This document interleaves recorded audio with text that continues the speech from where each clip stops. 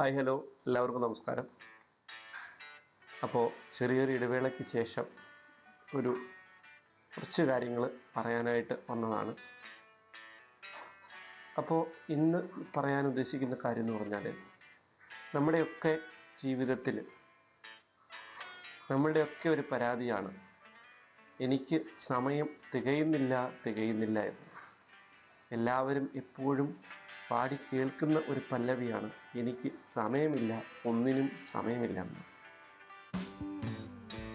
24 മണിക്കൂർ, ഒരു ദിവസത്തിലെ 24 മണിക്കൂറിൽ എനിക്ക് എൻ്റെ കാര്യങ്ങൾ ചെയ്യാൻ സമയം കിട്ടുന്നില്ല എന്നതാണ് എല്ലാവരുടെയും ഒരു പരാതി.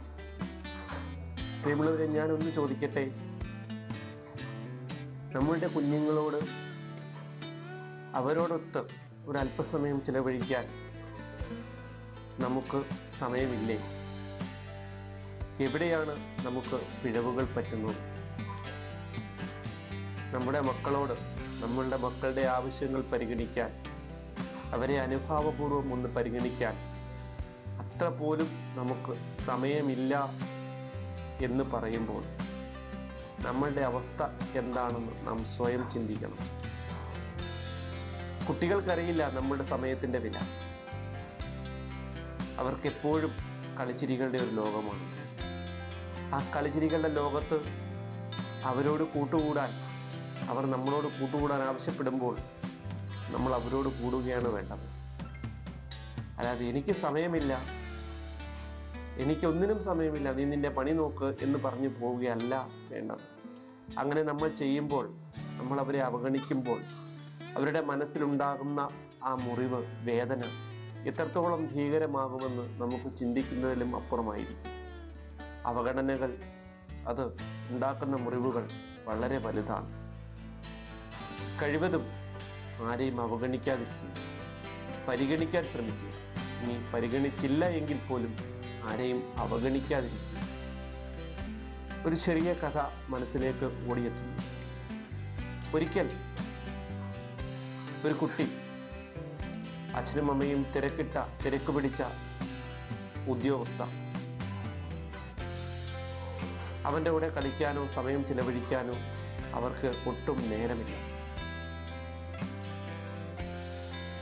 ഒരു ദിവസം ഓഫീസിലേക്ക് ഇറങ്ങാൻ തുടങ്ങിയ ആ അച്ഛൻ്റെ കാലിൽ കെട്ടിപ്പിടിച്ചുകൊണ്ട് ആ കുട്ടി കരഞ്ഞുകൊണ്ട് പറഞ്ഞു,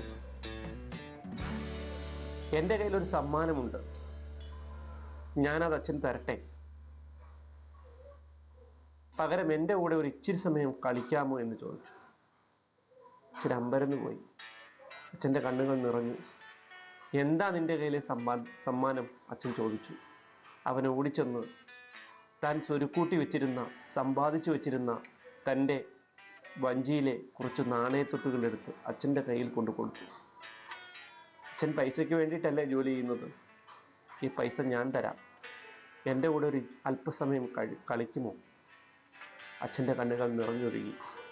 അച്ഛൻ അവനെ ചേർത്ത് പിടിച്ചു. പ്രിയമുള്ളവരെ, ഇത് തന്നെയാണ് നമ്മളുടെയും അവസ്ഥ. നമ്മുടെ കുഞ്ഞുങ്ങൾ, അവരുടെ ആവശ്യങ്ങൾ അതെത്ര ചെറുതായാലും വലുതായാലും നമ്മളുടെ അടുത്തേക്ക് വരുമ്പോൾ അവരെ ഒന്ന് പരിഗണിക്കുക, ഒന്ന് ചേർത്ത് നിർത്തുക.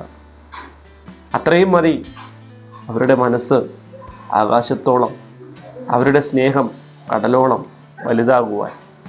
ശുഭദിനം.